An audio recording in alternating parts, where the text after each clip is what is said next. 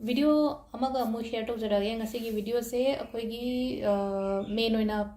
exam clear ओइनबगी दमकता हाय तारे को exam clear ओइनबगी दमकता हाय से अखोना तौबे याबा रिचुअल मचा अमा अनि अहुम मुक्की चांगदा आई शेयर तौजरगे को ख्वाइ फर्स्ट किदी अखोगी अंबिका मंत्र आइना ममांगदा हापखिबदो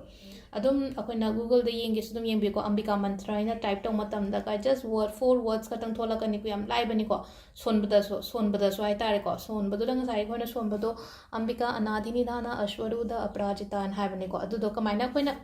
इसाई ओइना ngange su ngango adugi poto isai oina ngangaga di amu hena ko thuna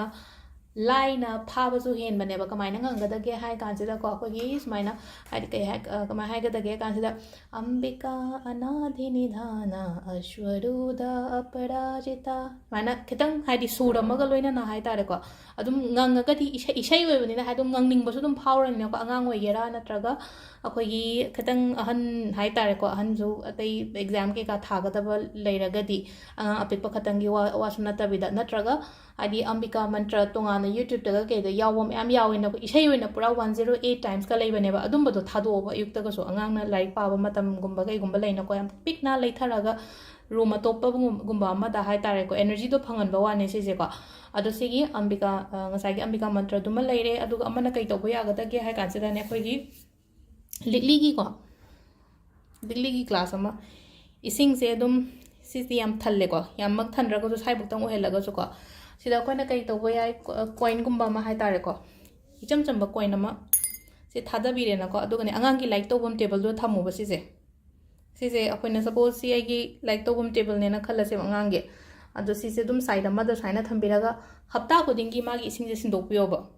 सिसे मलाइरेको अनिशुबदना ngसाइ अहमदना मंत्र लेगरे अनिशुबदना इसिंग से काइंड ऑफ इसिंग आदि लिकली की ग्लास तको तौगदब से लिकली की ग्लास त क्रिस्टल ओइगदब पोतो को इसिंग सोपिरनी हाइदि इसिंग असेंग सोपिरनी अदुगा इसिंग से ngसाइ की कोइन मा थादरगा सिसे अदुम लेरगा हप्ता आमदा इसिंग जे अमुमुक सिंदोपिबा कोनजे फेंगदोगा मागी इसिंग दो अमु सिंदोपिबा को सिमा लेरे अदुगा अमासिना कइनो हागा मथंग तौगदबसिना याइंगंग को कोइगी याइंगंग सिदा को सी खतंग पेस्ट ओइना सेमो इसिंग खतंग ड्रॉप हापगा को अदुगा कोई खुनिंग दौसेना हाइदि इरुजब लोइरकांदा को हाइदि अंगांग मसाना दुम तहनगे सु तहनबियो को अदो ngसाइगी सिसु दुम सिदि क्लास 11 12 कारागा दि सिंदोपदि हैरनी न को हाइदि मसाना सिंदो हलो सिसु को यारागा दि नंग इसिंग दो सिंदो न दुम हायो बंगांग दुदा अदुगा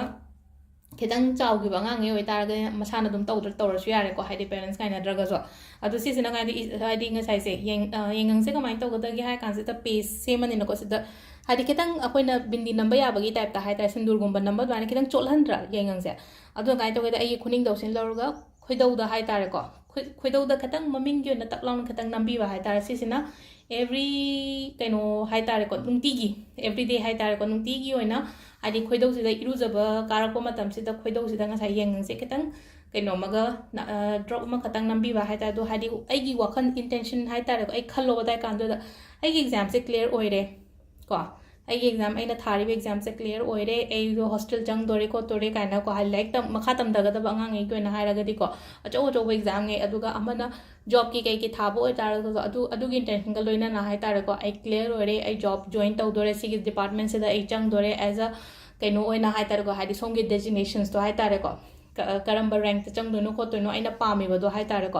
विजुअलाइजेशन समगल होइना ना हाय तारे को दाना तौबिबा हाय तारे को सिगी अनि अहुम से कतंग को हाय तारे को अमुका सोय शेयर तौरे को ममांग दसु खरा अमदि शेयर तौग्रमने ngasiगी सिसिमसु सिगी ngसाइगी येंगंगा केनोगा तौबसे को सिजे